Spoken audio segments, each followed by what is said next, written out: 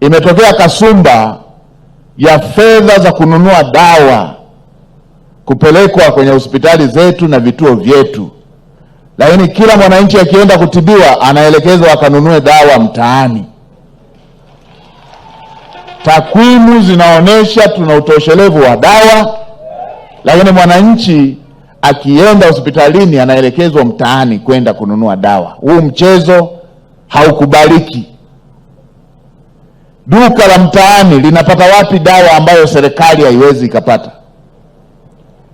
Jana nilipewa majibu ya kitoto kabisa kwamba dawa zimeletwa kwa jina la kampuni badala ya jina la dawa yenyewe, kwa hiyo ziko store. Wananchi wanapata shida dawa, lakini dawa ziko store. Jibu la kitoto, la kijinga, ambalo halipaswi kuwa jibu linalotolewa na mtaalamu. Na nimeelekeza kamanda afanye uchunguzi, fedha zote zilizonunua dawa na dawa zilikwenda wapi, kwa sababu haya mambo hatutayavumilia na tutachukua hatua kali baada ya kujiridhisha. Na hapa naendelea kusema, zimejengwa hospitali, vimejengwa vituo vya afya. Wekeni kipaumbele kwenye dawa za muhimu ambazo ndizo zinazohitajika zaidi, ili tuwapunguzie kero wananchi ya kuhangaika kupata dawa, kupata matibabu. Wananchi wengine wanaenda na fedha kidogo aliyokuwa nayo,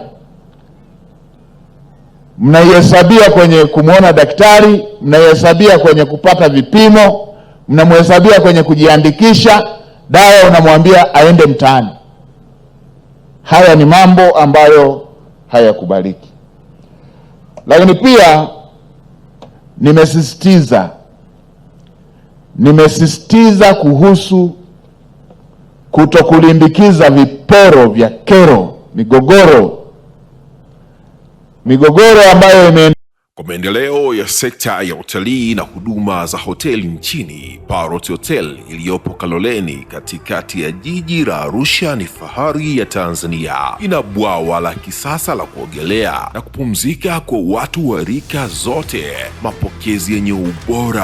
Hapa utapata kahawa safi na vinywaji baridi vya kila aina, lifti za kisasa za kupeleka kwenye floor 13 zenye vyumba zaidi ya 100, vyumba vya kulala vyenye mazingira salama na tulivu, vyenye joto la upendo na baridi ya starehe, kumbi za mikutano zenye vifaa vya kisasa, mazungumzo ya kitaifa na kimataifa, sehemu nadhifu ya chakula yenye kuleta hamu, vyakula vyenye viwango vya ubora wa afya. Baada ya uchovu wa kutwa nzima, kuna baa ya kipekee kwa jioni yako ya kukumbukwa. Karibu Parrot Hotel kuonja ladha mpya ya maisha.